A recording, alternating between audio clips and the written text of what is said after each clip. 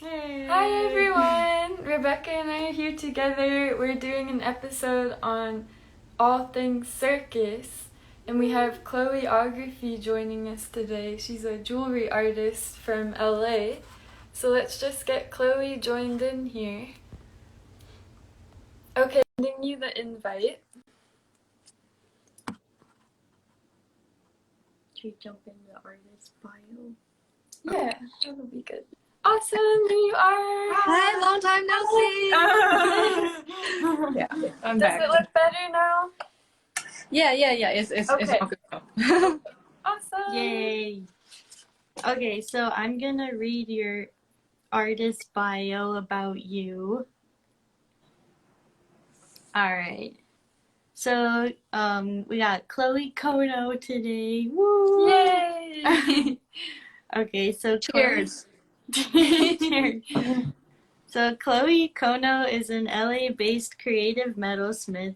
After graduating with a Bachelor of Fine Arts from California State University, Long Beach, she began pursuing a career in metal arts. For Chloe, metal is not only a substantial, malleable material, but one that is full of character and wild possibilities, forgiving yet with a life of its own. From necklaces and earrings to rings and bracelets, her whimsical circus-inspired work is a warm reminder to smile no matter your age or your background. And you can check out her work on chloeography.com or on Etsy on Chloeography. Yay! We're so excited to have you, and since it cut out, Rebecca is representing Chloe's work with her necklace. Okay, well, so And- we got this necklace here. It's like a mushroom. Love it. It's I so love cute. this Is that one. a little moonstone on it? Yes. That's so Yeah. pretty. It's copper and with a couple of layers of different color patina to get that rich red and purple tone on it. Beautiful. Yes. And yeah, little piece of moonstone. And then I got Beautiful. this ring on. Yeah. Aww. So pretty. Representing. Mushroom. So cute. Oh yeah, I love that one. Oh, yes, that's beautiful. That one's so- I want all of Thank the you. mushroom rings. Yes. Thank you. Oh, actually, before we got cut off, Yeah. somebody, I would say the biggest fan of mine, which is my husband, we're asking. I mean, he already knows, but obviously it's for someone else. how I made all this. So it started with like just really my little drawing. Sometimes I don't even draw. Sometimes I just cut it out like that. Like I like my pencil or my pen. Sometimes kind of interchangeable with my jewelry, so I just like write things on with the thing, with the saw. And so these are made with sterling silver and copper for the base, and the colorful area that you see, I had a little piece of like silver bezel wire, which usually is what they do for if you're traditional, you will set a stone in it. So instead of a stone, I put little cutout origami paper, and then I seal it up with resin. It's a furniture grade resin, so it's very durable. I always tell people you can like dance in it, and you can dance in the rain, and it will be fine. That's so that's cool. what I kind of want to quickly show you guys, and this will be available as earrings in the Renegade Crafts Fair on 26th of March. Okay, I'm done with my promotion. Yes, And that's it's in awesome. Los Angeles. Yes, Los Angeles. Okay, cool. That's so cool. Those are beautiful. Yeah. Thank you. They're really fun to make. I bet. Okay, so we're gonna go into our this or that questions. So I went with all circus themed stuff here. So that'll be fun. So basically you're just gonna pick one or the other. It's gonna be a this or that, and you just pick your favorite thing for each one. Okay. So the first one is get your fortune read or play carnival games?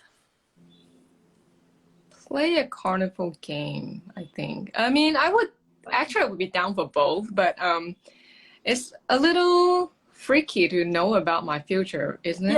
Yeah. Yeah.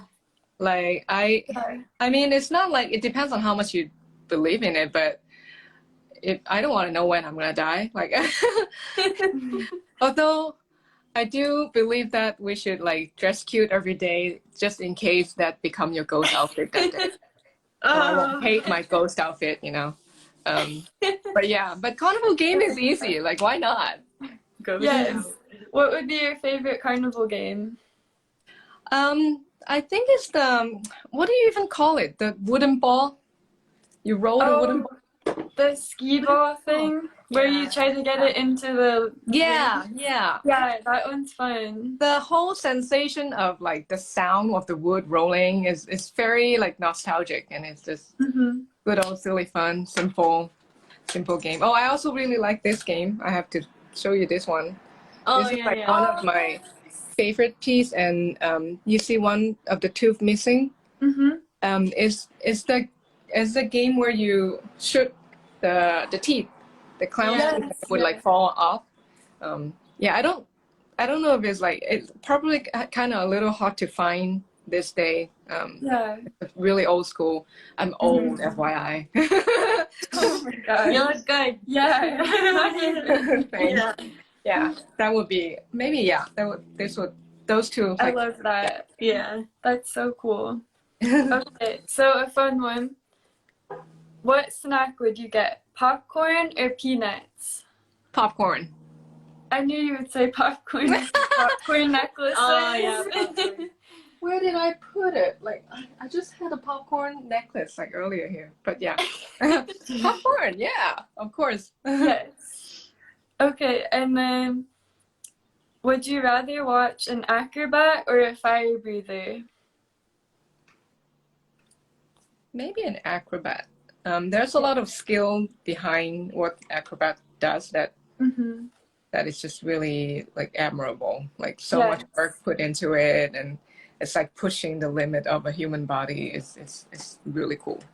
That is super cool. Mm. Do you do any acrobats? Oh my god, no. No, I dance a little. I do ballet. Yeah. You know, as a hobby. You but do yeah. the splits. Yeah, I can do that. That's pretty. That's about it. Like nothing like up in the air, like 50 meters. Like not that crazy. Yeah, I can do a jump, but that's about it. That's cool. That's awesome. More than we can do. Yeah, hey, never say never. You never know. It's true. Yeah. I like one time I tried to do a headstand like when I was younger. And I hit myself in the face with my knee, and my nose like bled everywhere, and I never tried it again. That's scary. That's scary. Yeah, I can't do a handstand. I think I wanted to learn, but because in college I have injured my wrist before, so I never really fully trusted like for something that really depends a lot on this part. I'm like, I'll just stick with my split. Yeah, that's pretty good. That's awesome. Okay, let's see here. So, favorite performer, a clown or a bearded lady? Or what? A bearded lady. Oh, I'm gonna say the clown. Yeah. I don't want to diss the bearded lady, but that's all. She has beard, you know. Yeah. Cool. But like, Unimpressive. Yeah. clowns are more. I mean, more. There's more potential in what a clown can do. There's more going on there. Yeah, they can juggle. They're a comedian. They can scare the shit out of some people. Like, do quite a bit. Yep. Yeah. Are you afraid of clowns or no? I mean, I guess not. Yeah. Yeah, I think the clown being a horrifying thing is a Hollywood-made phenomenon. It's like they're not supposed to be scary. They're supposed to be like you know they exist for the purpose of celebration, you know, like they're supposed to be like doing silly thing and be the fool and make everyone laugh, and like that's where they actually are. So yeah, it's no, I'm not afraid of clowns. That's That's good. good. Yeah, otherwise, that would be hard with the work you do. Yeah, I Clown mean, pieces. yeah, there's also like, I mean, I do have a little bit of mixed feeling because like sometimes like people would like appreciate my work because it's different, but then a lot of people would be like, "Ooh, I'm not sure if I can wear a clown necklace." Like, you know, they're very put off by the idea of like anything clowny. But I think I just need to find my weirdos. Your fellow Halloween spooky people. Yeah. Appreciate it, yes. But yeah. then again, clowns were not supposed to be spooky. Like they became that. But you know, I guess it can coexist. It could be both. Yes. Yeah. I don't think about that. Yeah. Well, because there's like that serial killer guy that dressed up as a clown. Yeah. So I Yeah. wonder if he like started or where it came from. All the crazy makeup with the Yeah. That with actually teeth might and be all. a thing. Yeah. Yeah. But yeah. We should have looked that up. My experience with clowns was in California. There's Knott's Scary Farm at Knott's Berry Farm, and there was a really creepy clown, and I was trying to get away from him because he was trying to scare me, and so I went into a gift shop because the performers aren't allowed to go in there. Oh, But then he got a bunch of his other clown buddies, and they all went outside every door to it. So I was just trapped in there for a while. yeah. I could see how that could be a straight out of nightmare material Yeah. for someone who is afraid of clowns. Yeah. Did you get nightmare from it? No, but I wasn't even particularly afraid of them, but they have these like clacky metal things that they do that makes like a really creepy noise, and they'll come right up to you, but they can't touch you. It's just yeah, like, Yeah. I think one time I went to one of those I think it was actually Universal Studio, like one of those haunted house walk kind of thing, and it, you know, it's fun and all. Like I enjoy, you know, that good old being scared in a controllable manner, because you know that you're getting that, you know. But like when I step out of the house and I'm like, whew, like you know, you're like relaxing for a minute, and then there's like I think it was Freddy on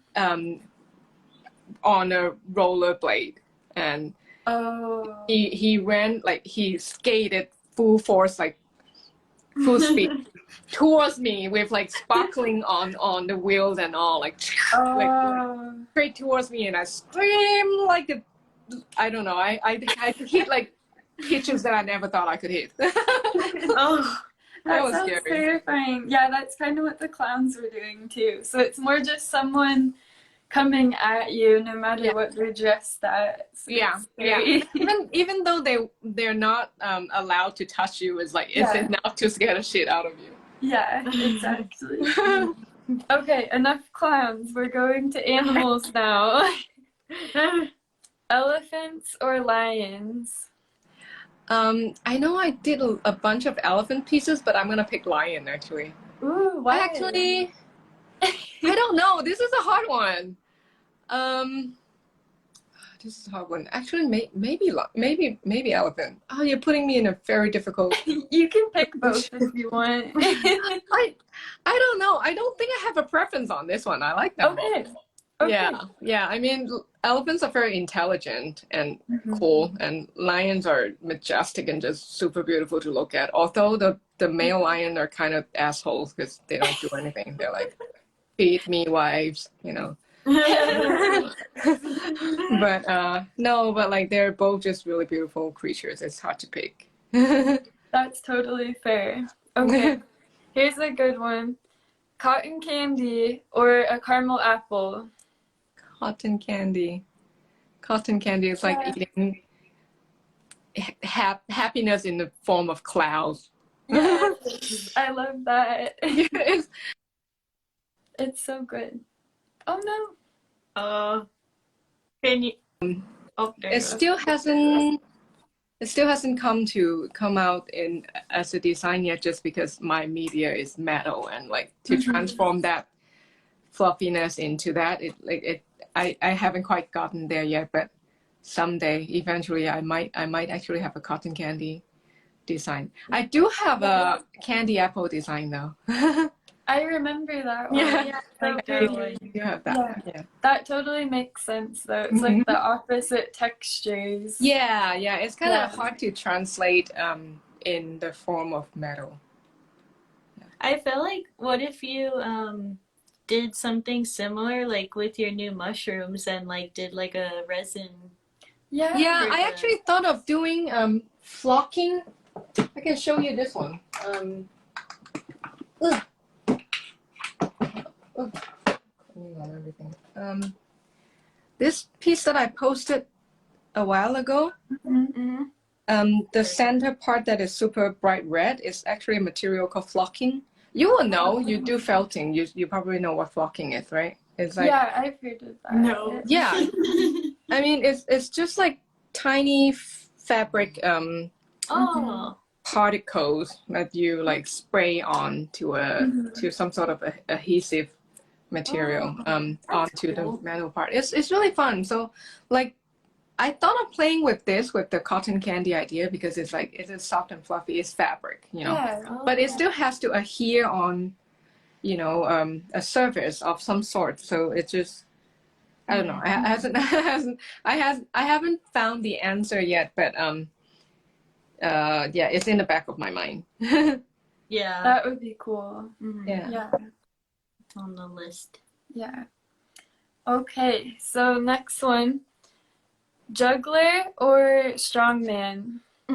Juggler. Yeah. All the way. I know.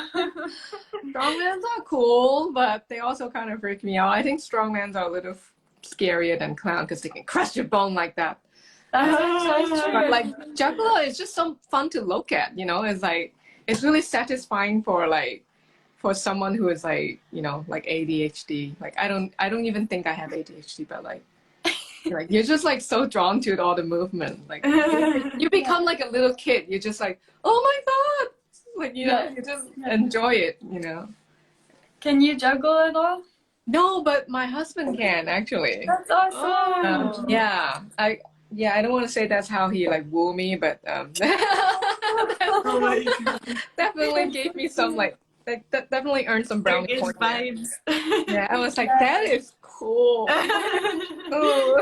I love that. That's so Yeah, yeah, jugglers are super fun to look at. It's also kind of like athletic too, you know. I always like, you know, a cool form of athletes are very fun to watch, very admirable. Yeah. Do you have one of your juggling ball pieces around? Oh, yes. Yeah. Oh shit.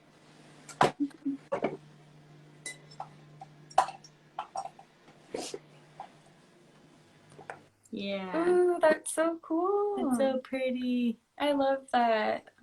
Yeah, so this one is a green color version. So it's the same thing with the mushroom Becca's wearing. It's patina on bronze. This one's on bronze, yeah, and like hers on copper. But the original piece was actually really tiny. It's actually this one ball. It was made out of a little piece of carved wax. So it, like, if you look into like the details, you know, go to my website and look at it. It has like little stitch mark details on it, and then I took this to cast, so I have multiple little balls to work with, and then I work on a wire backing to like mimic the motion of the juggling ball. That's how I got this piece. Oh, It's beautiful. Yeah, really nice. it's really fun. It's one of the less literal looking piece that I have, because I think a lot of work that I do is very like literal, like you can see the object. Like this one is more like, if you don't tell people, they just kind of think it's like an like a form, like a Yeah. like a form. Like, it Yeah. doesn't have to be anything, but I usually do like not until I tell people that what this is, like they would see it. Yeah. I love that. It would be cool if you did one like that, but with stars, like a constellation. Oh, cool. Cool. Oh yeah, like zodiac Mhm. constellation. Yeah. It does. It has that kind of like Yeah. orbit kind of looking Mhm. thing. Yeah, I Yeah. can see that. That's so beautiful. Okay. So if you were in the circus, would you rather do the tightrope or be a lion tamer? A tightrope. Like as much as I love cats, big cats, small cats, all the cats, I wouldn't want to like you have them perform. Like I love circus, but I love the like no animal circus, which is like the Cirque du Soleil kind of circus. Yes. Yeah, but like tightrope is again like really skilled people and take people's breath away, and it's kind of pretty amazing. Yes. I think you get to swing too, right? Yes, and you could have a cool costume and everything. Yeah. I definitely would. Yes. You should definitely make like a piece of jewelry for that with like a little. Yeah, that's also definitely down Cool. the line. Like the list of things that I might do, like it's long. Yeah. That's good. It's That really is long. good. That's Yeah. good. That's awesome. Okay. Let's see here. Would you rather play with the monkeys or get your face painted? Define play with the monkey. Was this your idea? Oh yeah, that was my idea. Like you get to like cats? Hold them. You get to hold them and Okay. that whatnot. Okay, but and I pet don't them. want to like train them or like make them do anything they don't want to. No, it's just like Then you get to pet them and hold them and like throw a ball for them. yeah, that's probably monkey. Like That a sounds dog. kind of fun. Like I like animal, so that would be cool. probably kind of fun. And the monkeys are well treated. We're gonna say that they have a good home. Yeah. Okay. This is our circus, so they can have a good home. Yeah, I probably still the monkey. They're cool creatures. Yeah.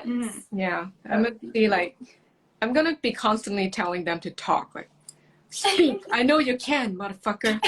Yes. Stop hiding. They're so smart. Yeah. Mhm. Yeah. Okay, last one. Traveling train circus or circus tents in a field?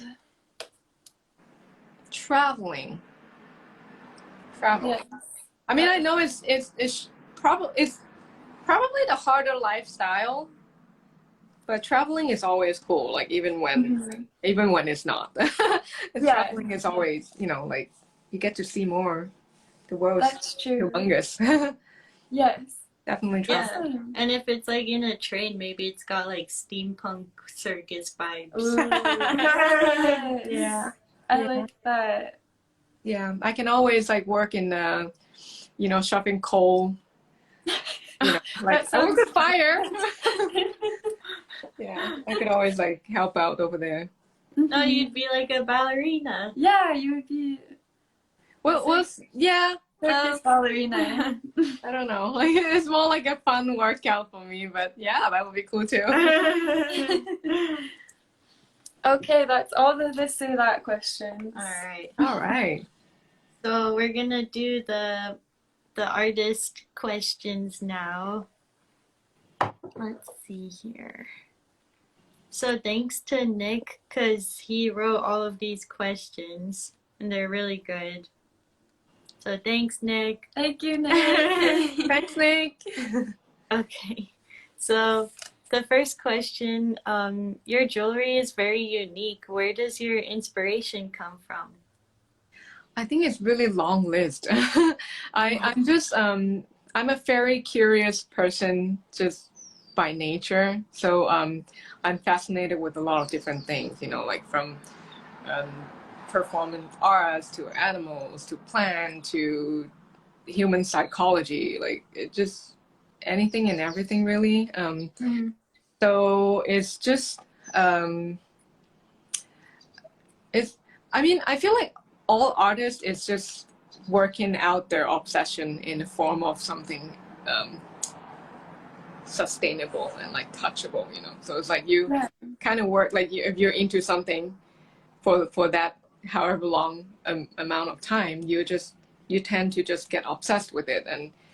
And for a maker, I think for me anyways, and I do think most makers are just obsessed with something, and like they just have to work it out because it's in their head a lot, and you know. Yeah. So, and it's just a fun way to work out some of my fascination, I guess. So I mean, to answer your question, I tend to like, I can't stay focused. You have to will me in. But I think inspiration comes from just my curiosity of surrounding things, like everything. But I do tend to have an aesthetic that are very whimsical and quirky. Mm-hmm. Yeah, I like the unexpected elements. So like anything that looks, I don't know, like my inspiration is all over the place, just like me. Kind of all over the place, yeah. I don't know if that answered your question, but Yeah, that was good. Yeah, I like your stuff because it's so whimsical. Yeah, we both love whimsical. Yeah. Mm-hmm. yeah. Your work is both really wonderful and really fun to look at. Thank you. I mean, I see Becca's pieces in real life, but I also look at your work, and it's like they're just fun. They're just like it keeps my attention. So the cool stuff. Yeah, good. Yeah. Okay, do you find yourself trying to stick to certain themes and genres, or do you try to keep your work broad? Actually both, because the only thing that I keep coming back to is definitely the circus theme. I do have like the ultimate obsession of it, and I'll tell you why in a bit. But I don't try to limit myself. There's a reason why my brand, so quote unquote, my brand name is not choreography jewelry, or you know, like, and I didn't even put jewelry in there because oh hi Rosella, this is my friend from Hong Kong. Oh. Yeah. I don't want to limit myself to just making jewelry. Not only because my background is actually sculpture, but also because I'm just into so many things. I just know for sure that I can have a focus, but I don't want to limit myself. Like once in a while, I might want to like bust out some drawings, and then some other time I might be making like home decor kind of piece. Like functional art is good. It's good for sales, of course, but like other times I might just want to make a blob of something that makes no sense to anyone. You know, like I don't know. Like I don't want to limit myself. So. Yeah, so I do tend to go back to circusy stuff, but I don't think I, you know, like really straighten myself to like just one thing. Yeah. That's a good idea. Yeah.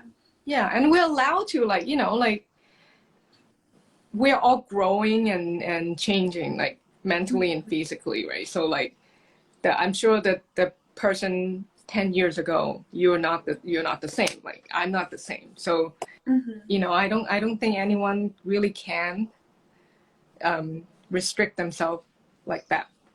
Yeah. Especially when it comes to like creative people. Like there's no way that you're making the same thing over and over again. No way.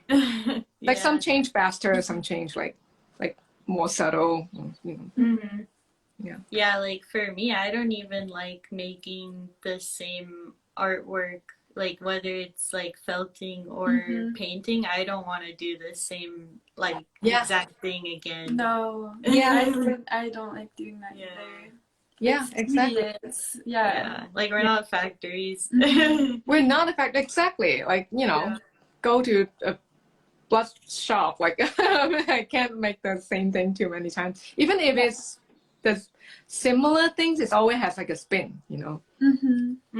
Like I make this ice cream pieces for so many times, you know, because I did make the original piece into a cast, so I can play with in a lot of different ways, but I still have variation, you know. I still make different things. Like it starts from just like just a little necklace, a little pendant, over here. You get the idea. Yeah. And then other time I'll make like, you know, a bigger cocktail ring out of it. Like Mhm. I agree with Rebecca. Like I don't like to make the exact same thing too many times. Yeah. Yeah. Yeah. Um. So hi Brigham. Some of our friends joining. Oh, Cool. good. Have you always been interested in jewelry and metalsmithing? If not, what made you transition? I thought I was gonna be a drawing and painting major, and I'll be competing with you, Rebecca. I'm I working went that this route. up too. I mean, I know you're more illustration, but you're a hell of a painter.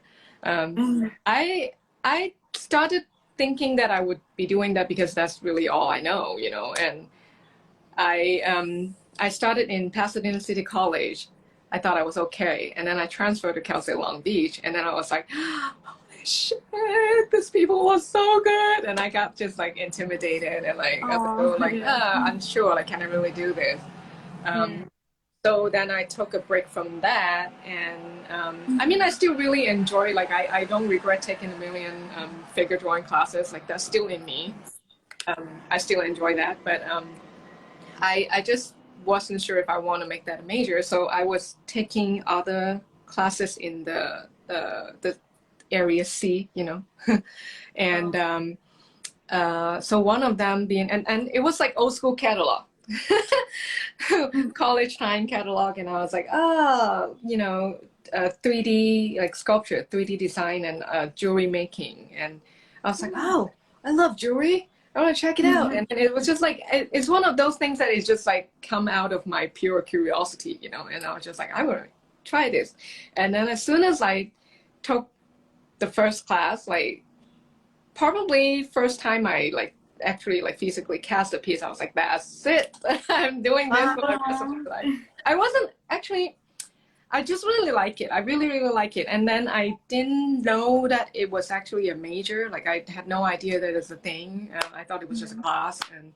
And but my teacher actually asked me like if I want to take more class and consider to be like she basically invited me to be a major.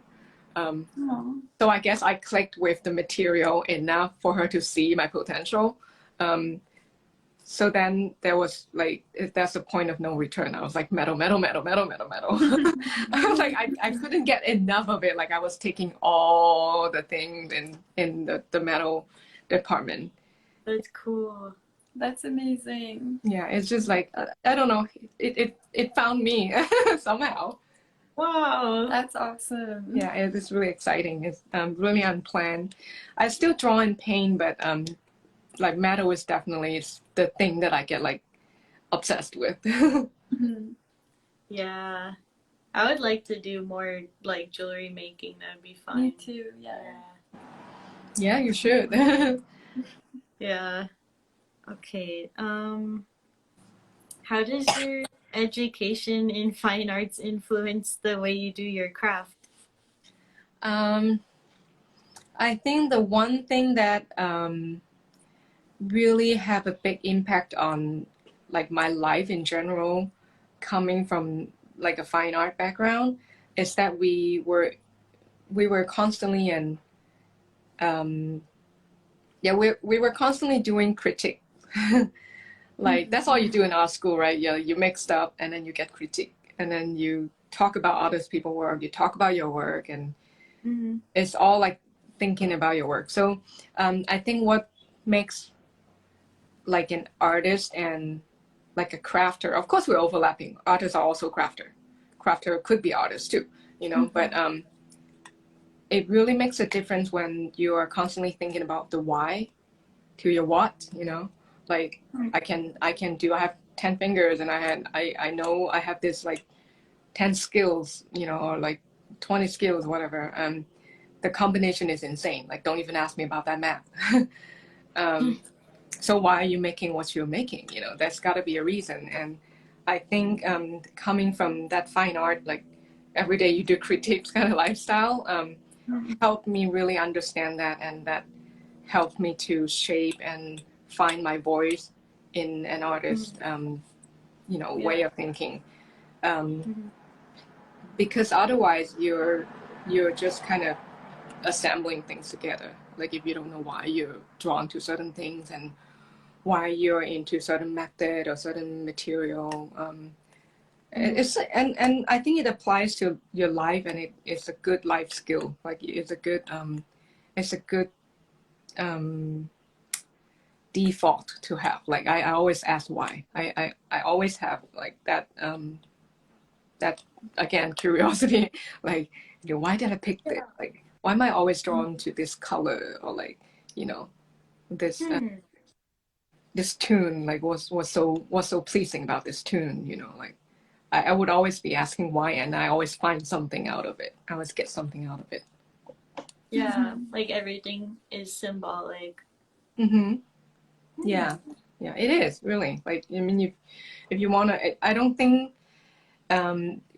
like you don't have to actually be making things to live like an artist. I don't think, or think like an artist. If you just like put some thought into like digesting everything in your environment, like that's art too. Like to me, like the art of living is like to really soak in everything around you and not taking anything for granted, and you see beauty in little things. Like that's like a form of art to me, all of it. Yeah. I love that. Good. That's a quote. Yeah. Put on a t-shirt and a tote bag next. Yeah. So do you think the fact that people have to be able to wear your artwork restricts it?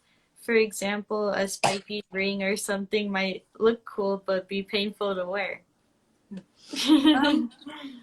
I mean, it's a very logical question, but I think it actually opens up a lot of it's not actually the other way, because I feel like coming from making sculpture, that actually restricts me more because of the space, and like it would even be harder to put on the seller's hat and swap with the maker's hat. It's hard enough to make jewelry, which is a functional art, and I just think the scale of it actually allows me to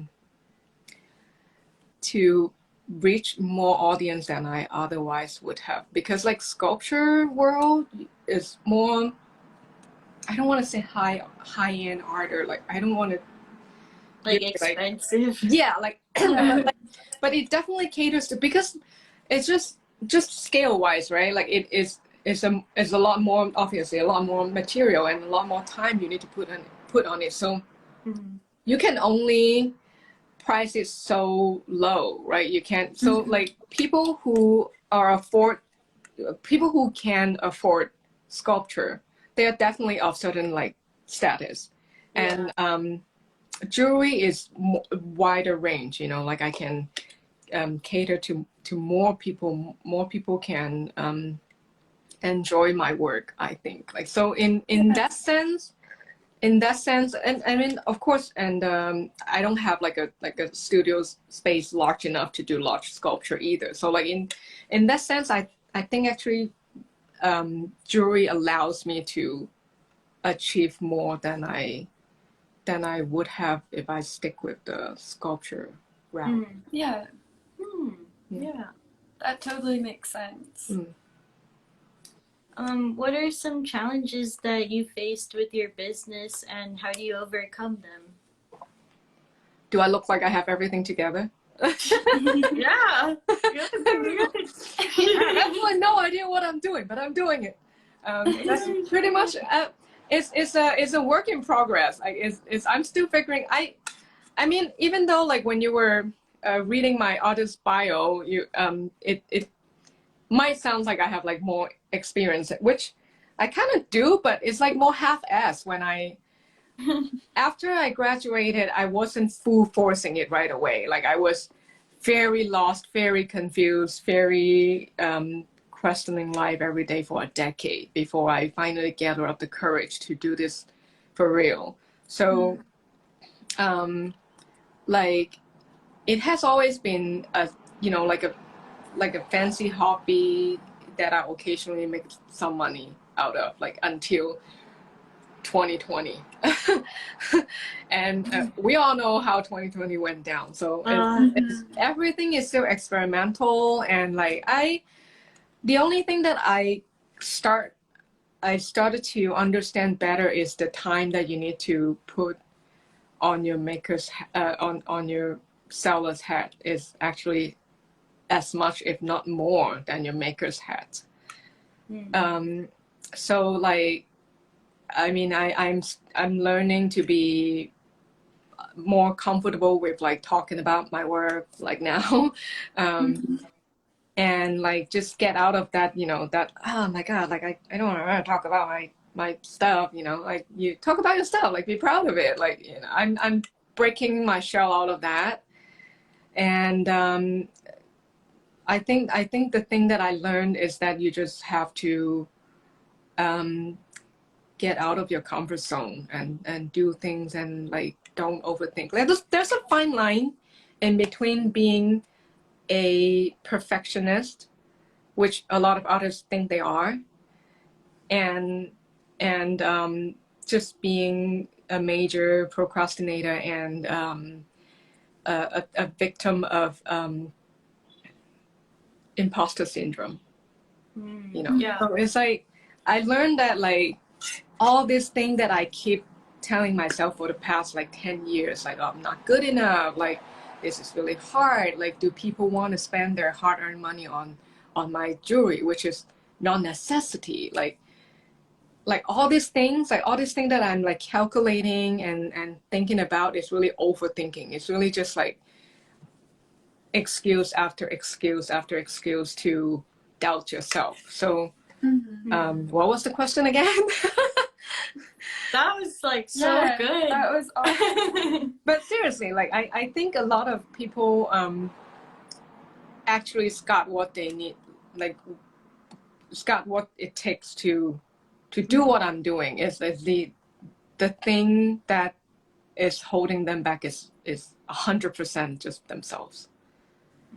It's just themselves. Like if I can talk to the 20-year-old me, I'll be like, dude, get out of your ass and like do it. Just start doing it. Just start doing it. Like I wish I can take those years back and I would be somewhere now, maybe somewhere better. But I also learned that like that 10 years ago or 20 years ago, like you just are not ready. You weren't equipped in the mental status, Yeah. So I'm just at this stage, I'm really treating it like a planting stage. So I'm putting all the eggs in all the basket, hoping that in a year or two I will be able to figure out my perfect formula. So because I think everyone definition of success is very different, right? Like some people are like, I want to be famous, I want to be rich, I want to have a van load of kids, and take them to eat ice cream and whatever.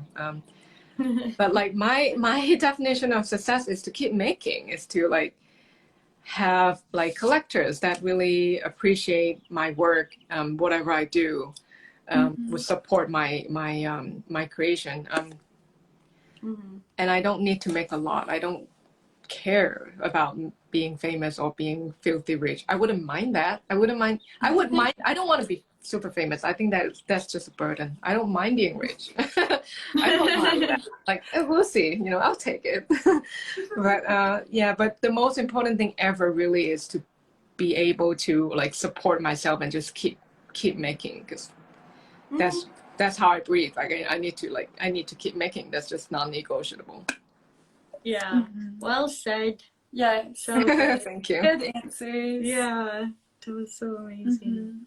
So how do you balance the other parts of running a business with producing enough artwork to sell?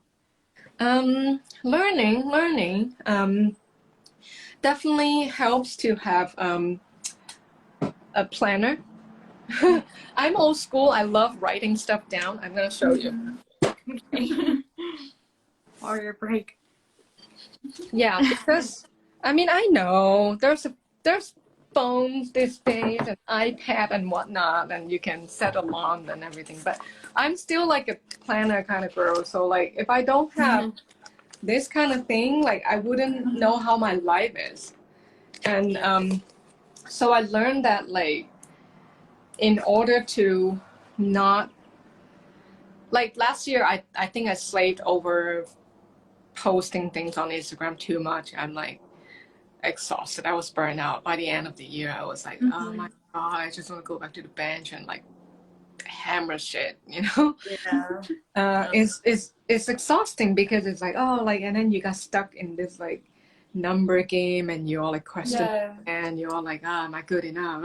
Like you don't need like you have enough self-doubt. Like you don't really need like that extra external factor to put you down, to like hold you back. So having a planner, definitely, I mean, whatever form, like if you're a maker, try to do this thing, you can do your phone, but like I like to write it down. But like really seeing, like giving myself deadlines definitely help. Like, you know, this I have to like apply to this show and that show, and I have to launch this thing this day. I have to, you know, place the supply order by this day. Otherwise, I won't have enough stuff to like work on for this show. Like so.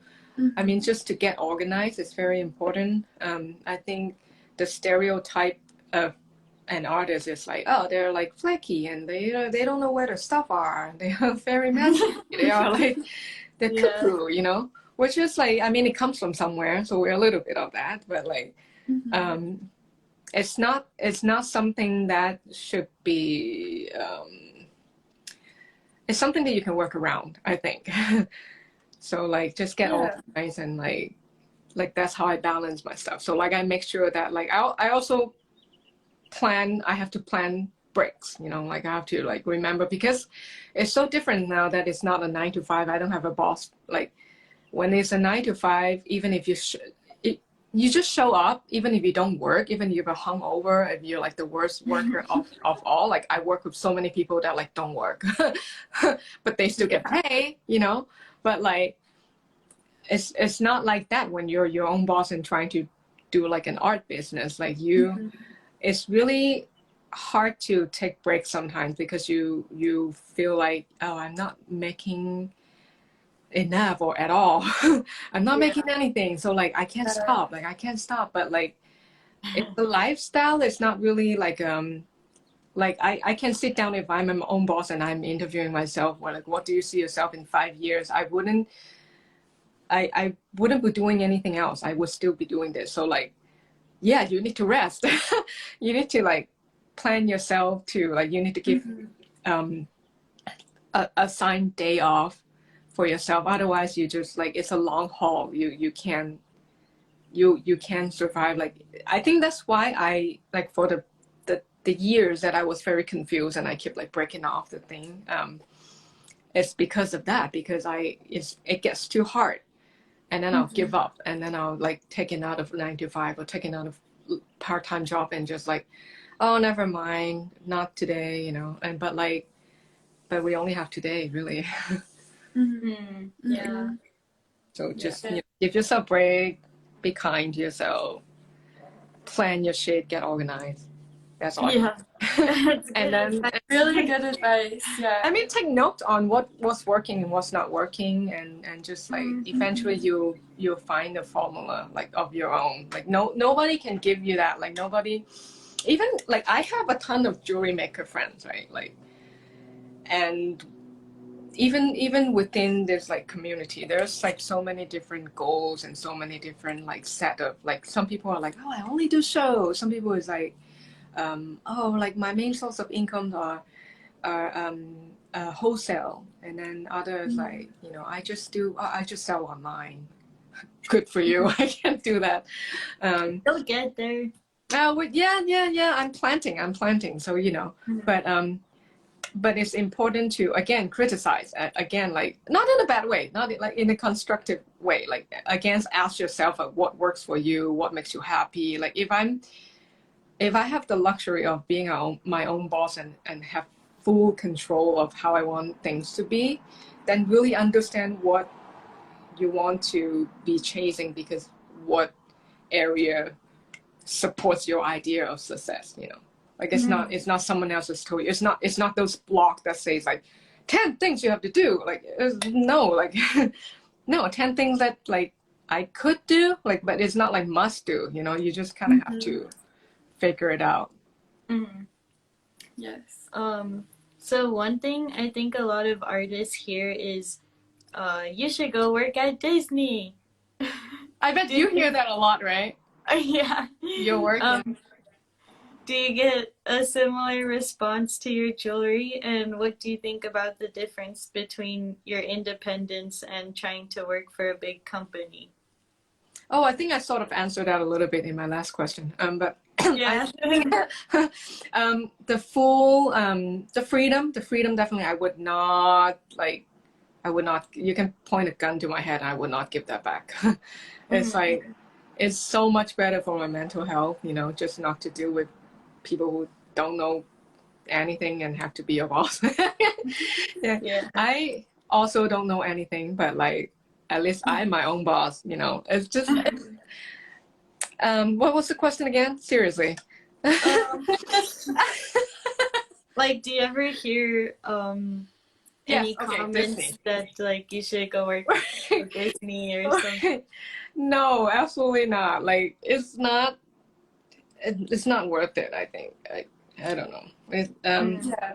I don't have anything against it really. Like some people need the structure, some people need the stability, you know, the peace of mind that the next paycheck is gonna come. Like my peace of mind is not that.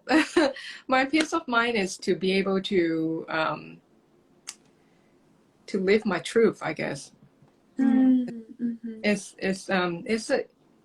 It's a compromise. Like people glorify being an artist. Like, you know, you must be so free. You can brunch every day with people. Like, you know, you can do a lot of different things. You can have like tattoo on your face if you want.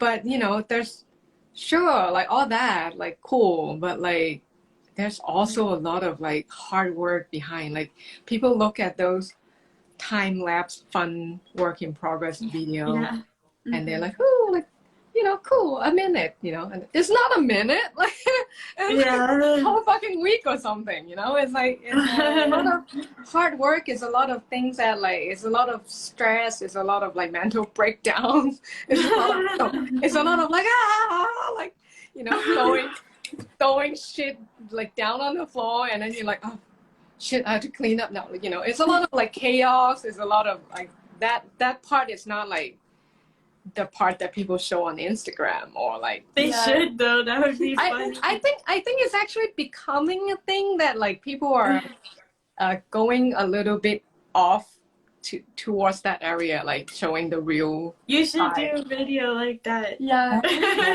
Yeah, like with like crazy hair and like dark circle that looks like a, you know, a corpse bride or something. Yeah, I should probably do that. But then again, my brand sells joy. I don't want to bring people down. Yeah, I mean, but yeah, like it's if you want it enough, I think you will be able to work out the idea of being your own boss and take everything that comes with it. Just I mean, I am not going to work with Disney, not that I'm qualified for them, but I am not.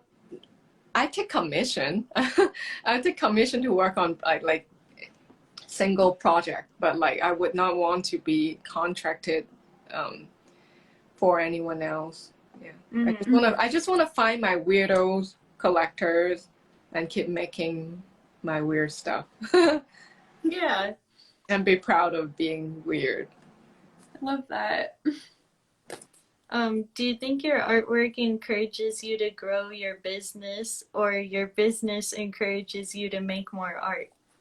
Definitely my artwork encouraging me to do the business thing. I'm basically surviving like out of, I mean, I need to make stuff to keep sane. niche. I wouldn't be thinking about selling if I'm not like, I need to buy supply. So how do I buy supplies? Like I need to sell some stuff. Yeah. Yeah, the force definitely comes from like the desire to keep making. Mm-hmm. I know like a lot of artists that they just make art like because they want to make more money. Like I know a couple of them and I'm like, wow. But I never like want to sell my art that much. I just want to like keep it. I totally have like an issue sometimes, like making certain things, and I'm like, I don't want to part with this. Like that necklace you're wearing, right? Oh, well, this one I actually made cast because I just like it so much. I was able to part with it because I made more. There are certain things that I like end up keeping. Like this one, I was gonna sell it. I made this for a show. Mm-hmm. And I didn't get selected. I didn't get picked for the show. Mm-hmm. But I'm kind of glad because I really don't want to give it to anyone now. Yeah. But that's okay, like you make certain stuff and like and that's part of it. To own an art business, you need to train yourself to be okay with rejection. Like you need to be able to shrug it off. Like don't take it too personally. Yeah. Yeah. Okay, last question. Are there any lessons you have learned from either jewelry making or building a business that you weren't taught in a class that you could share? I guess the amount of time on the business side of it. Like, like you kind of, people make it sound so simple. Like, oh, you make something, post it on Etsy, and then you'll be fine. Like, but like, how do people find you? Like, how do you keep your budget? Like, how do you, like the business side of it? I wish I'd taken, I guess I still can, take like a finance class. But it's still like it's not the normal kind of finance, like it's really kind of hard to budget when your income is not steady. Yeah. You can do the math easy if like every month, like who is like punching the heart shape things like hi. Someone like that. Very appreciated. Yeah, I think maybe someone who's making things too, and they're like, yes, I understand that. But yeah, it's really hard to like you sometimes want to measure your success or like you measure where you are at, like in terms of your achievement. Am I doing it right? Like you kind of want to have some sort of I agree with you on the business thing. Yeah. Thank you. Kita 2HM. I don't know how to separate things. But thank you. Yeah, it's really hard when you want to kind of know, because like it's not like when you're at school, right? Or like when you're a kid, like you do certain things and you like ask for a grade and you have the giant cross mark and the little like suggestion or note that you can study, and you like exactly what to fix, and like exactly kid at ohm. Thanks kid for correcting me. Yeah, so like but in this business is so abstract. Everything like you like what you make is your own, and like can you really calculate everything? Like you do the best you can, right? Like for example, when you're pricing your thing, like you try to estimate like how many hours I used to make this certain piece, and then you're like, okay, so that's my so quote unquote hourly rate, and then like I add the material cost, blah blah blah, and and you calculate your price. But like it's still also an estimate, and like when things don't sell, is it my price? Is it the trend, or is it like do people just like want more earrings now than necklaces, or is it's mushroom thing of the past, you know, like you don't know, like there's so No. many things that there is no, yeah, that's the no, that's a firm no. But like there are so many things that like you can't, like you don't get like a statistic in front of you. Like you can do research, you can like if there's still so many things, it's just like it's just a guessing game. It's like product of elimination, like Wordle, you know.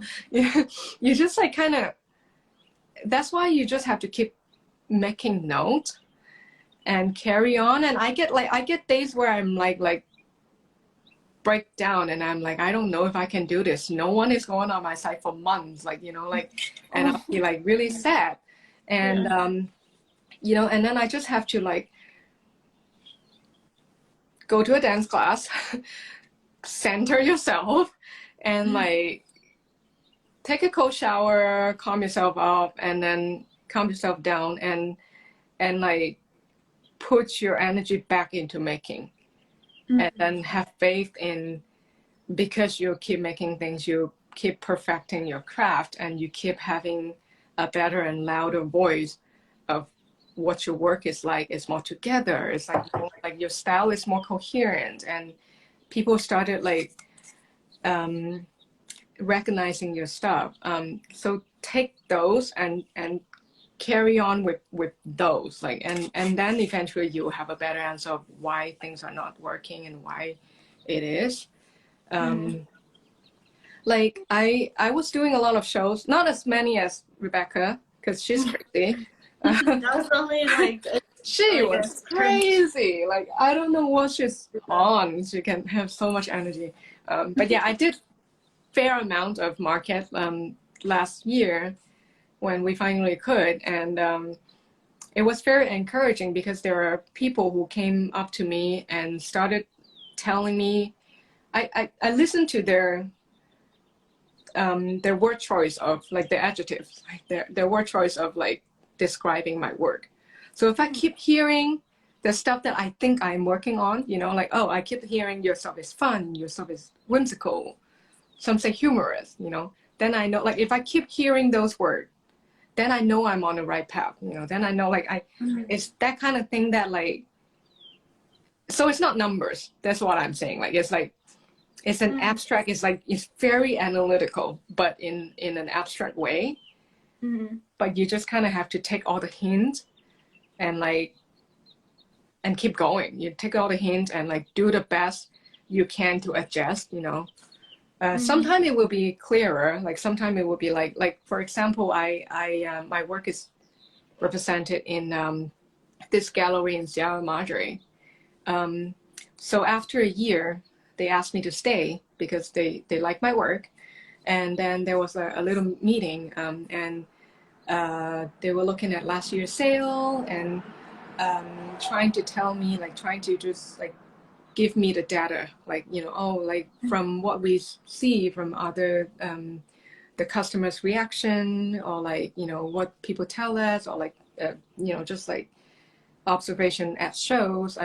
They realize this and that and that, and some comments are very specific, like, oh, our crowd wants more earrings, you don't make enough earrings.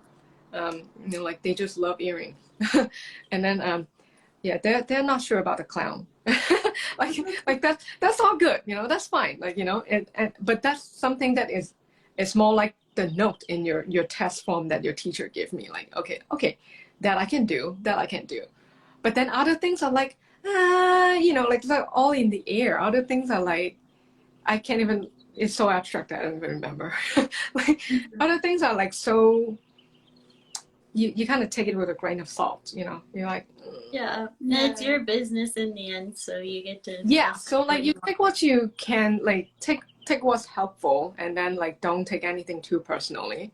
Like if that crowd doesn't like clown, doesn't mean like I'm absolutely not stopping anytime making clown stuff, you know, because that's just my voice. My buddies. So like you just have to pick, you just kind of have to like hold on to people around you who believe in you, hold on to their word.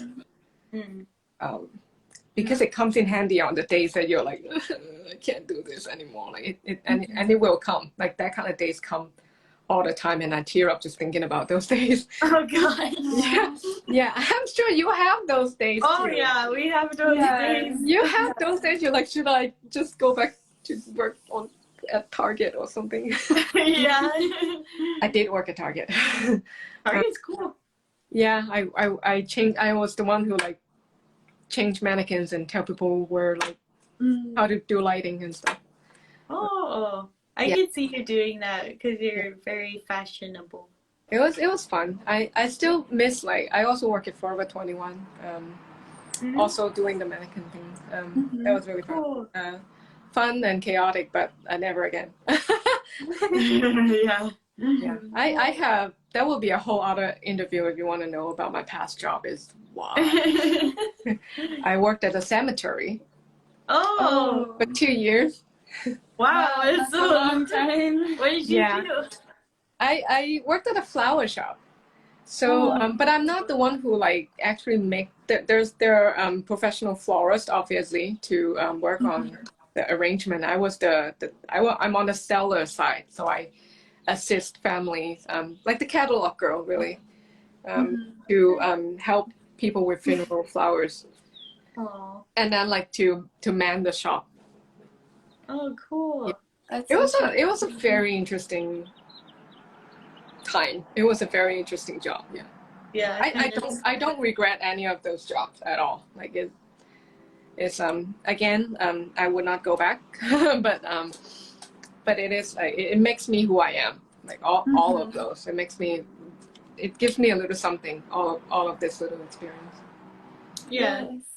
I love that. Your responses are all so good to the questions. And Nick did such a good job with those.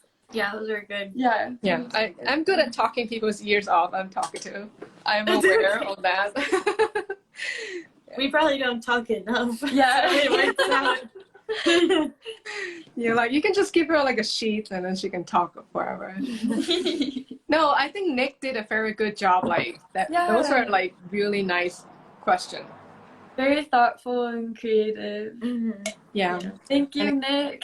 Yeah, thank you, Nick. And it's like it gives like some perspective to people who are not in the art business. I think it's a Yeah. very good job, Nick.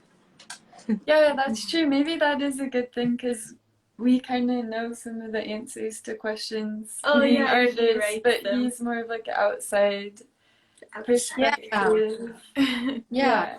I mean, it's a fun thing to know, you know, because we are kind of like not underground, but kind of right. Like not like it's not every day that you get to know someone who does this on their own. So Yeah. we're definitely the minority Yeah. when it comes to that. Yeah. A little bit frowned upon. Yeah. Okay. Awesome. Do you want to do your story? Or I should probably do mine because it's like more The history. history. Sure. Okay, so we're going to share our circus information that we Yay. found. Okay. So I kind of wanted to start with like some of my favorite like pop culture circus stuff. Ooh. I really like Water for Elephants, and the book was really good, and the movie, of course. Have you guys seen that? I have. I heard it's sad though. Yeah, it's sad. Did you read the book? No, not that one. Yeah. Okay. I should. Yeah, maybe you could like listen to it while you're working. I can. Actually, I can. Like, I even try to do podcasts sometimes, and Yeah. I get mad when I miss details. But when I'm working, I step in and out. Like, my focus go to my work, and then I can't. I keep feeling like it's such a tease, you know.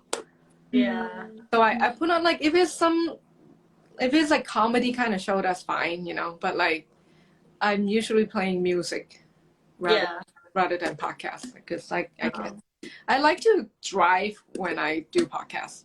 Not that I'm not paying attention to the role, but you know, driving is more like a autopilot kind of thing. So like, my focus can go there. But when I'm working, when soldering, like my focus will go there. You're So gonna mess it up.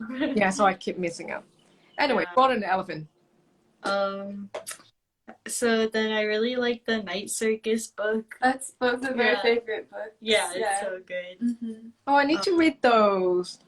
Yeah, So you should good. definitely read the Night Circus because it's like a very like lighthearted, happy circus. It's not like really creepy. Yeah. All I've been reading for the whole last 2 years were like self-help book. Oh yeah. I could definitely use a break now and read something fun. We'll put the book in the comment with the author so people can look it up. I will. Okay, cool. Yeah, I heard they were making a movie about that too, but it's been a while, so I don't know. I watch it. Yeah, but you gotta read the book first. Yeah. Okay. So good. Okay. You give me all the list too. Yeah. I'm so bad at finishing them though. Like I have a whole desk of about 12 books like right now that maybe like I think I started 6 of them. Yeah. Randomly. And then I just like read a little bit of one and then I swap around and never like it took me so long to finish one. Yeah, I don't know why it's that. I like don't want the book to be over because I like it so much, so I don't finish them. That was the Night Circus. Like I couldn't stop reading it, and it has parts where it actually makes you feel like you're at the circus. It's and really smelling visual. the food, and so good. It's really visual and cool. Yeah. Oh, that sounds fun. Yeah. So I really like The Vampire's Assistant, the movie. A I lot haven't of seen people that. don't like it. It's like it's with John C. O'Reilly, who's like a comedian guy, and it's kind of a kid movie, but there's like a kid book too. But it's kind of cool. It's like a mixture of circus with like paranormal because there's like vampires and werewolves, and it's like a magical circus kind of. Ooh, I like that. Yeah, it's a good movie. 2 in 1. Yeah. Have you guys seen the American Horror Story Freak Show season? Yeah. Yeah. It got kind of slow though after a while. Yeah. Yeah, but I liked it. Yeah. It's scary. That scarred me forever. The clown in that. There's a clown in that one. Right? Yeah. What's his name? Smiley? I don't remember. But yeah, that one, that was one scary ass looking clown. Yeah. Yeah. I could understand why. I mean, I always argue with people that clowns are not scary, but I could understand why. Yeah, you get that one. Yeah. And then, so have you guys seen Cirque du Soleil? I haven't, but I want My to. my ultimate goal is to to see every single one of them. I think Cirque du Soleil is responsible for my obsession. Oh, okay. Pretty much. My my very first one was Allegria, and that was also a first non-pop music CD that I bought because the music was so good. Oh. Yeah, I want to keep like that mood going on. So yeah, so I've seen Allegria, Saltimbanco, Q, and then one Hollywood one that is kind of a cheapy one, but it's still fun. Yeah, like I'm not crazy about those like collab one, like the one that they do with like Beatles and they do like, a bunch of like collabs one. I'm not too about but yeah. I guess I understand why they have to exist, to bring more of a pop crowd into this very specific niche. But Cirque du Soleil is my super obsession, major obsession. Yeah. Did they only show in Vegas? I think most of the Hollywood one is not. It's in Okay. But I think they do different things, but the bigger production, the one that's worth like saving up money for, is in Vegas. Oh, okay. Yeah. That's awesome. Yeah, like some of them has like crazy stage you know, the one. O has like people dive into the stage, and Wow. it's like water splashing everywhere, and like you know, like stages that go up and down and slanted sideways. Like it's crazy production. That's awesome. Yeah, Wow. again, again it's like definitely worth the bucks. Yeah. Okay. Yeah.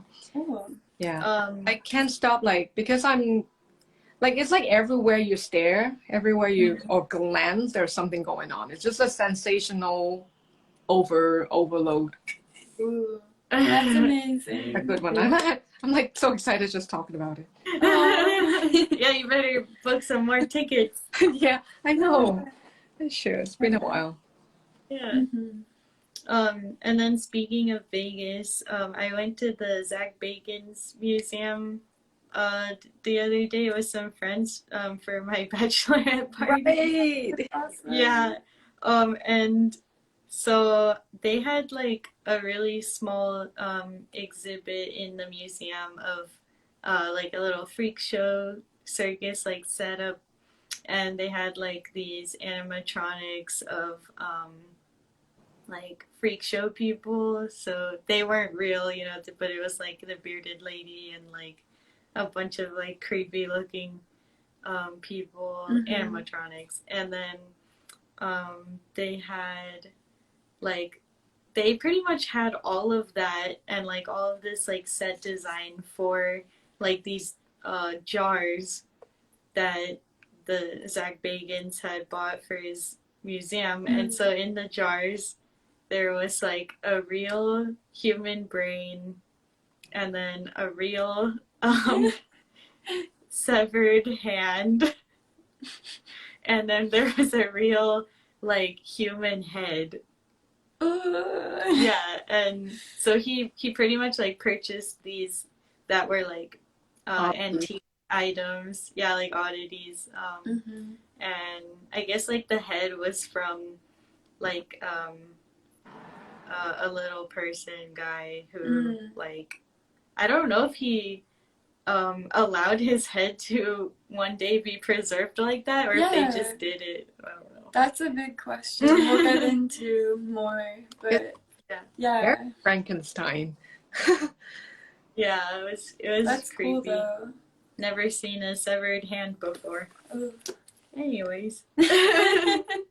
Anyways. So I'm just gonna do like a little history about circuses real quick. So the first circuses were in ancient Rome.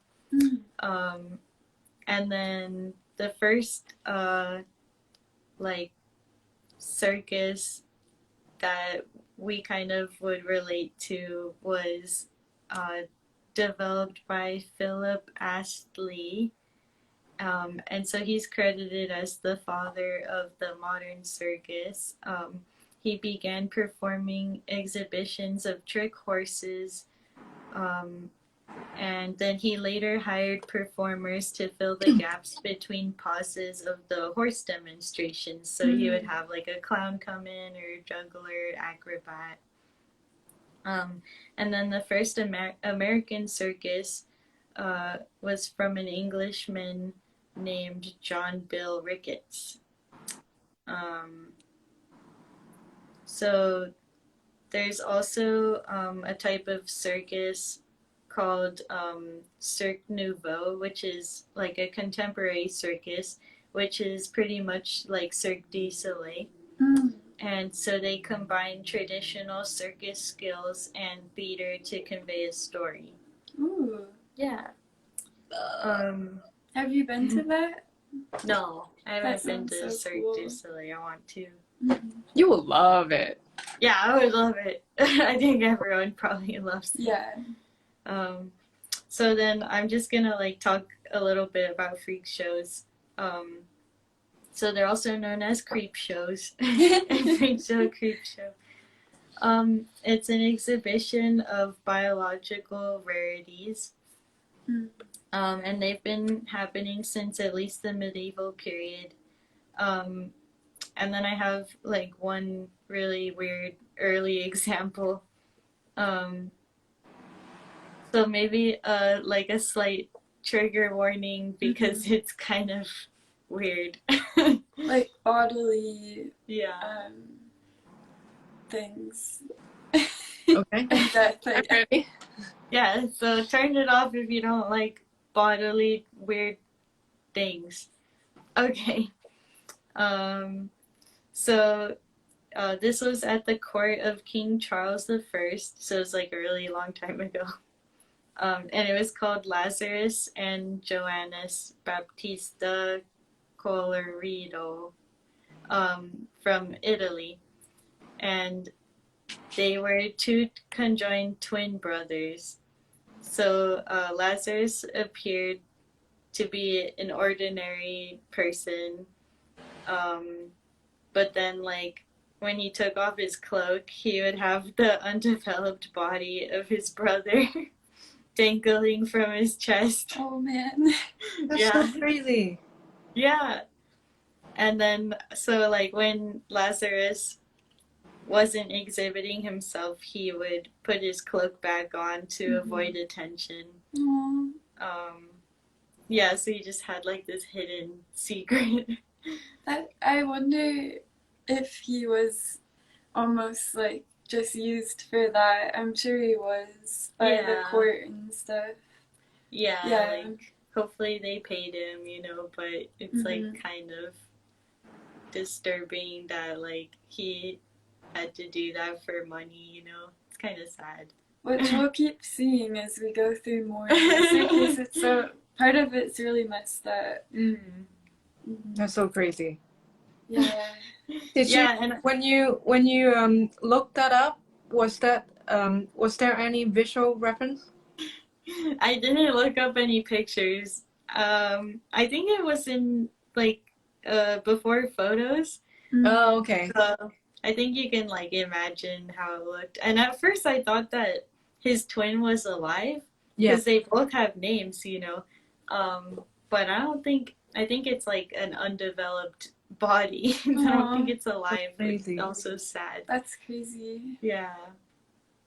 And so some scholars today like believe that freak shows contributed to the way Americans view non-conforming bodies too, which like interesting.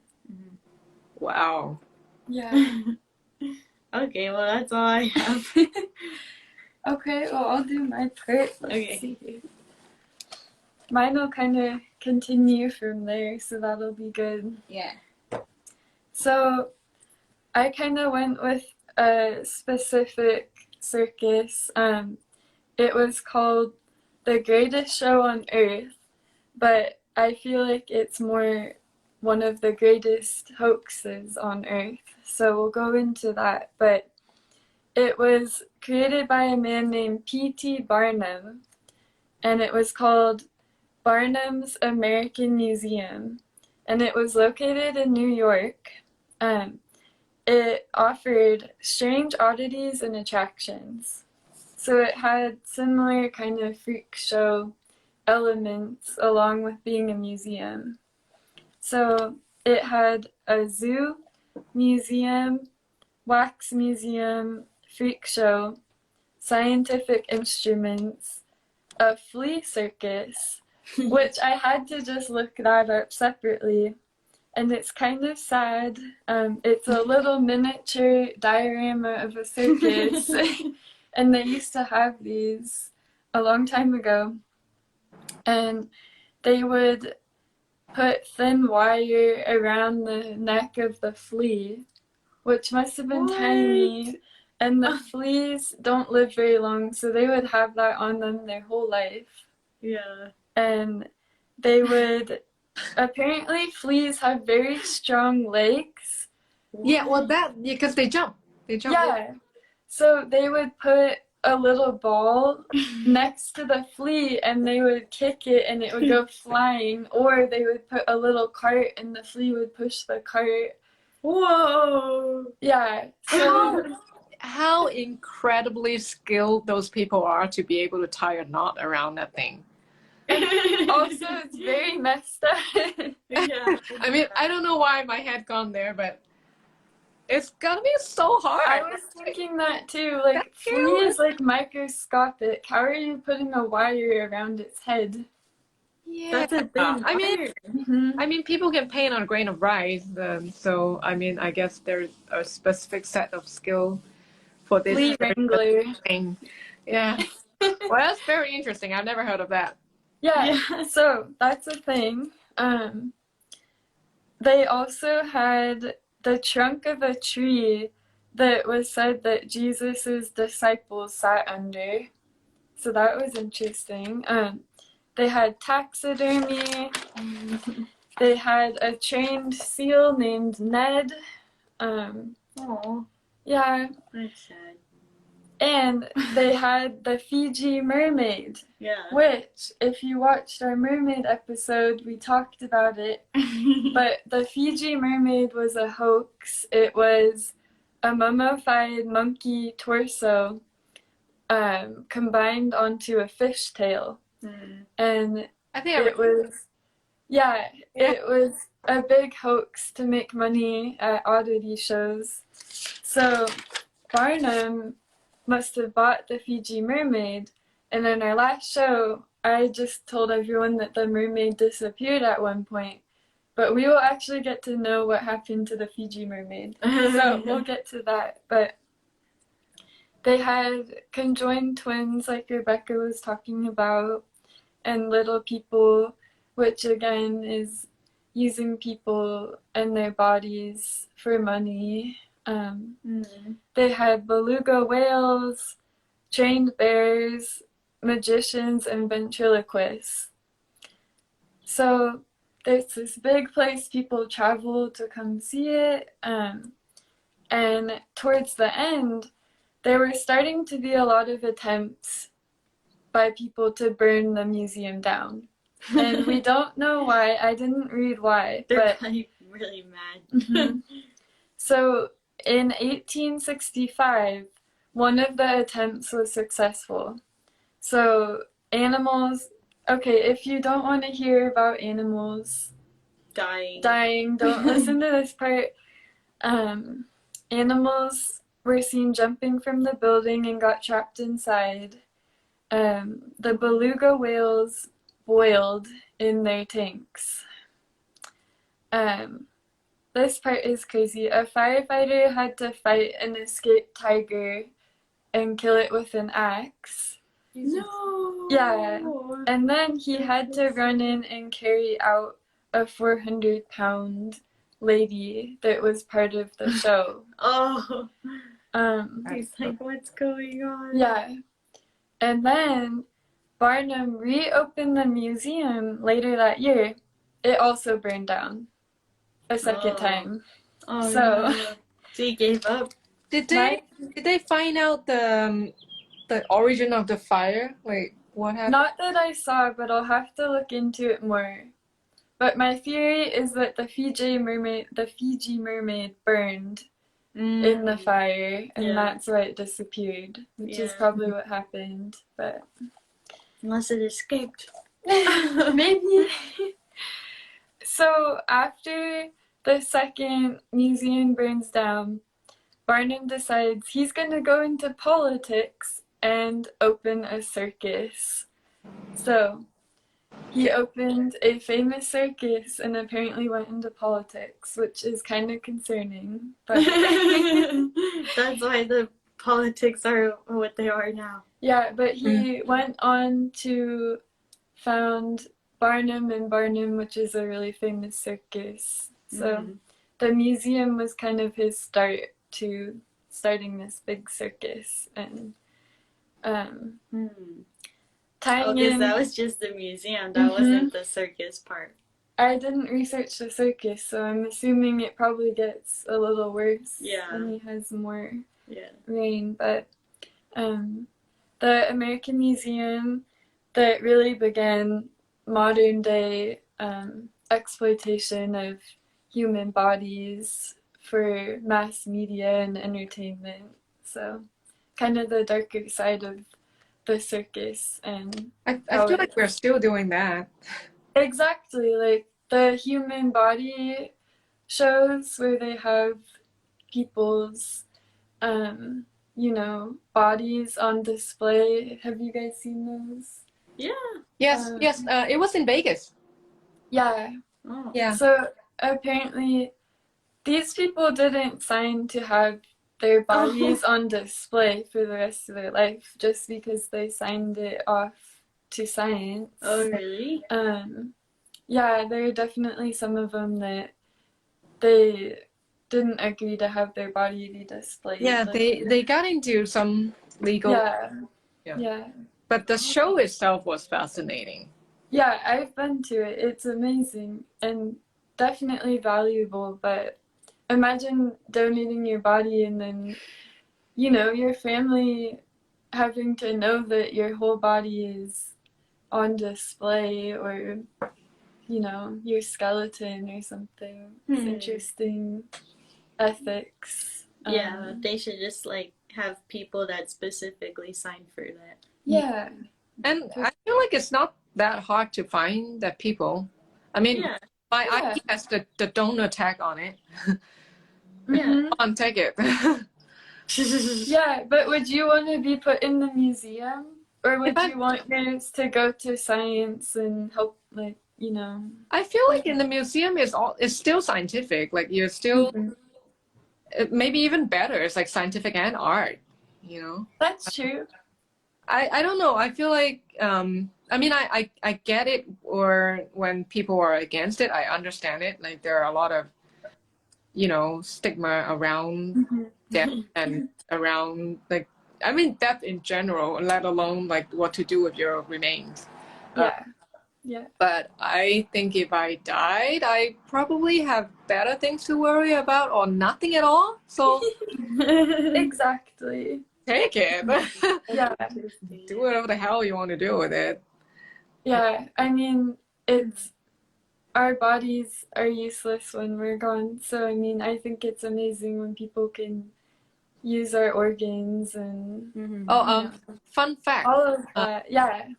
You can actually, I mean, there's a lot of options what you can do to your body when you die. But one of the options, which would probably be one of my top choices, to be turned into a diamond. Ooh. You can be planted as a tree. You can become firework. Fireworks. Yeah. Oh, and then your ashes like fall Yeah, it's on the people super below. nice. But I thought like it would be kind of a cliche, but like a cool cliche if I turn into a diamond. She was Yeah, a that is- maker. And you become jewelry. Yeah, talk about I blood would be a diamond. It's more like blood and bone and ash and vein and everything in between diamond. Yeah. Yeah, That's cool. that's super cool. It's Interesting. just a wild thought. Yeah. Well, Chloe, do you want to share your topic? I mean, I don't have like a research like you guys. Oh, that's totally Sorry, but okay. I did have like a fun thing to share. Yeah. That apparently, I don't know if this is like even like well known or not. To me, it was new information that apparently some contortionists would have their a very last pair of ribs taken off on purpose, just to be able to move the way they want to move. And I always thought it was like something that they make up, and you know, because contortionists are weird. Because they moved in unholy position. all of the crazy crawling creature in the horror movie are contortionists, you know. Yeah. Yeah. But I thought it was just something that like people make up just to make them freakier, you know. But actually, I had an opportunity of talking to an actual retired contortionist and confirmed that it's actually real. Like, not every contortionist would do it, but it is a thing. It is a real. It like shows your level of dedication or something. Yeah, or like, you know, like just like, I mean, everyone's body is a little different, right? Like, so it's just like ballerina too. Some people arches are just like more curved than others. Like some people has like the neck are more bendable or whatever. Yeah. So, you know, like some people who want to be a contortionist might not have that amount of flexibility. Mhm. Although I'm sure as hell that they're already super duper flexible, but Yeah. the extent that they want, it won't be achievable until they remove part of the ribs. Oh my Wow. god. But I it's wonder just where you go to get that done. I don't know. I mean, do you even is that cosmetic or is that like surgical? You know, is like or is that medical? I think cosmetic, but where do you find a surgeon willing to do that? That I seems mean, I'm sure they'll be willing to do that. You just need to have enough dough. They'll do anything. that's true. They'll do anything. But yeah, I thought that was like really crazy. I thought it was a real. That is. That reminds It me exists. of like they used to do that in Victorian times. Like I think like Oh. wealthy women, they would take off their lower ribs, like one or two of them on either side, so that when they like wore those corsets, It would be smaller, the waist. yeah, their waist was like so small. And they would also cut off like their pinky toes so that they could wear the pointy shoes. That also happened in.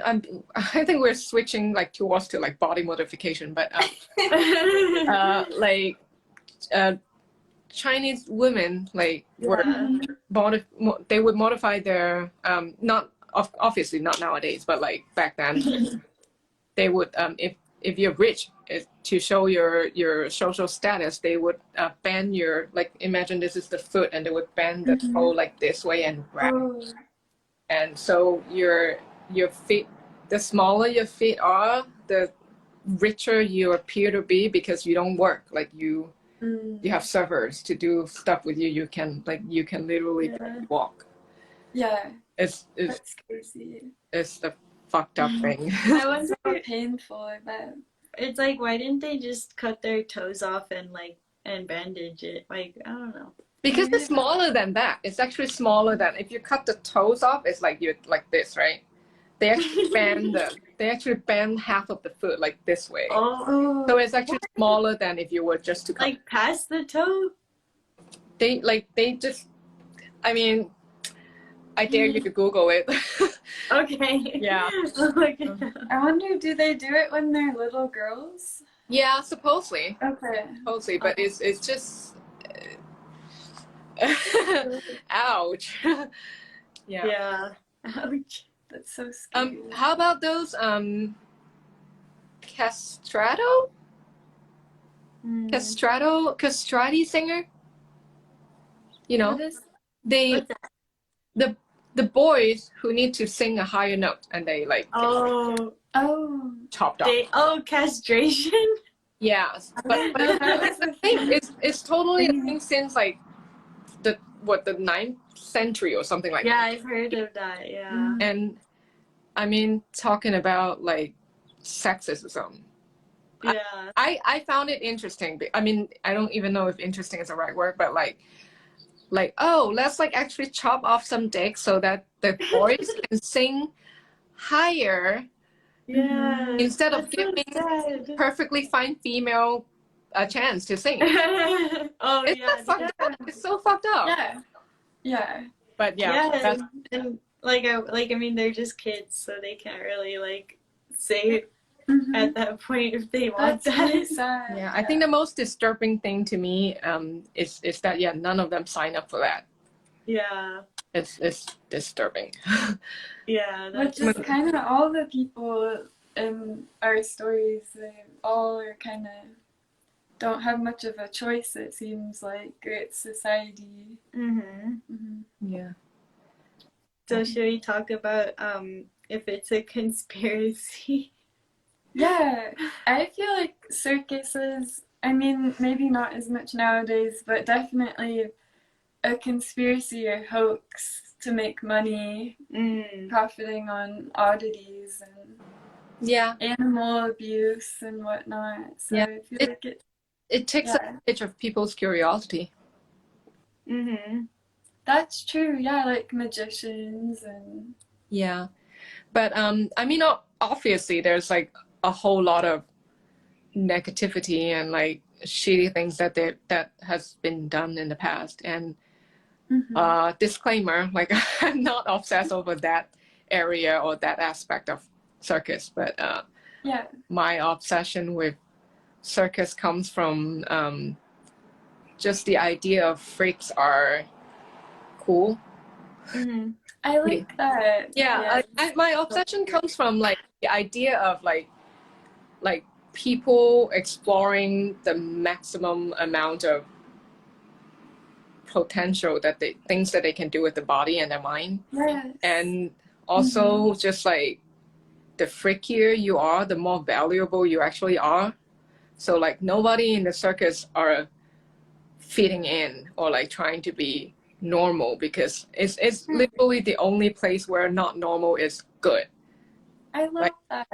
I love that too. Like I think that's how I want to see my life. Like we're so obsessed and so like in our head with the idea of being normal or perfect or like do what we were told to do, and like it's so scary to stand out, it's so scary to do your own thing, it's so scary to be weird, but like weird is super cool. Like we need to like reclaim that word. That's amazing. So well said, and really ties in with your work and your art and everything. Thank you. Yes. Yeah, you have really good quotes. You do. Bunch of quotes coming up, people. We have a couple t-shirts that need to be made. Yeah, no, it's just wonderful talking to you guys. It's like, whoa, time just kind of flies. It's like 2 hours. Yes. We should probably wrap it up before Instagram decides to cut us off like usual. Yeah, thanks Chloe so much for being on the show. You were so good to talk to. Amazing at speaking and just being The motivational. best, inspirational and such good advice. So I don't think I'm in any position of giving advice. It's more like I'll take inspire. Okay. Yeah, I would take that. But yeah, I'm just so happy to be talking to like mind, you know, like people understand what we're doing, what we're standing for. Like we're not just like lazy people who don't want a regular job. Like we have something in mind, you know, we have visions and all that. It's good to have this little community, and you know, so that you don't feel so alone doing this. Yeah. Aw, thank you so much. Yes, I know I'm gonna have to buy one of your necklaces soon. One of the mushrooms. Oh, thank you. Yeah. Love your work. DM me. And Rebecca, we are gonna talk about collaboration soon. It'll be fun. Yeah. Okay, thank you so much. Thank you. All right, bye. I'll talk to you later. Bye. Bye.